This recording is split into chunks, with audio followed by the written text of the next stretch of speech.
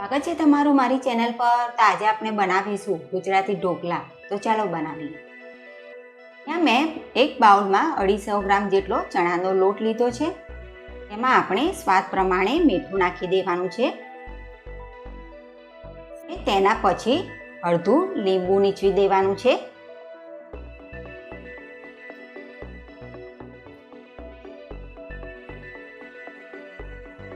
હવે આપણે આમાં થોડું થોડું કરીને પાણી નાખીને ખીરું બનાવી લઈશું।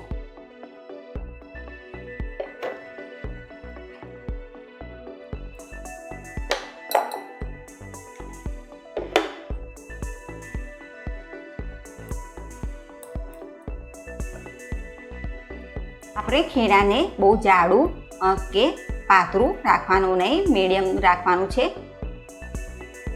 હવે આપણે આમાં ખાવાનો સોડા નાખી દેવાનો છે, અડધી ચમચી જેટલો। આપણે આને બરાબર મિક્સ કરી લેવાનું છે।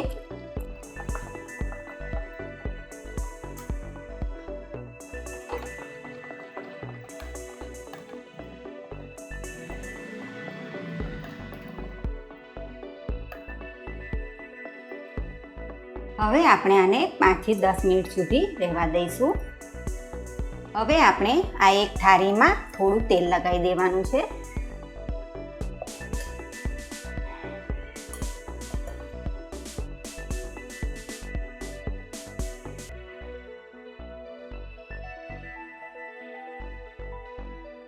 તમારે આવી કાનાવાળી થાળી જોઈશે, કેમ કે તેમાં ખીરું રેડતા ઢોળાઈ ના જાય તેના માટે। 5-10 મિનિટ થયા પછી આપણે ખીરાને ફરીથી હલાવી લેવાનું છે।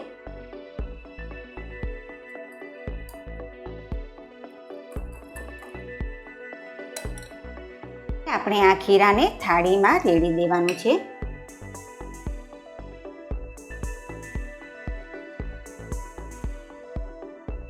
આપણે આ ખીરાને થાળીમાંથી એક સરખું કરી દેવાનું છે।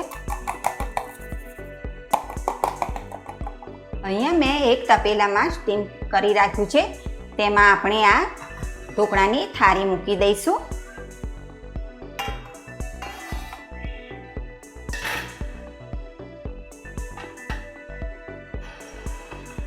હવે આપણે તેના ઉપર થાળી ઢાંકી દેવાની છે।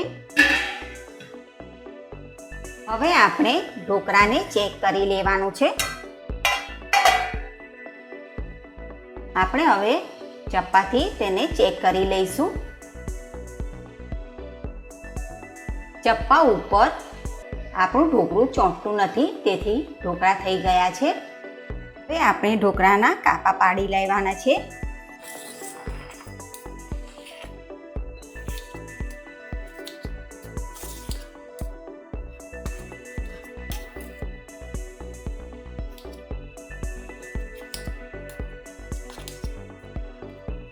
હવે આપણે ઢોકળામાં નાખવા માટે વઘાર બનાવી લઈશું। પહેલાં આપણે એક વાસણમાં થોડું તેલ ગરમ કરી લઈશું। થઈ ગયા પછી આપણે તેમાં થોડી રાઈ નાખી દઈશું। રાઈ તતળી ગયા પછી આપણે તેમાં 2 ચપટી જેટલી હિંગ નાખી દઈશું।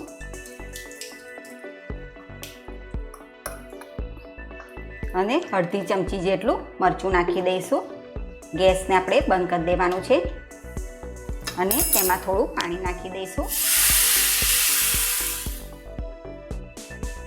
આપણે ઢોકળા ઉપર રેડી દેવાનું છે।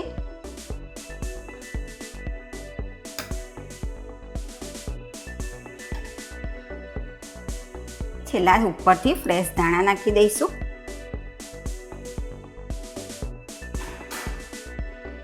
આપણા ગુજરાતી ઢોકળા થઈ ગયા છે તૈયાર। તમે એને વરસાદની સિઝનમાં ગરમ ગરમ ખાઓ।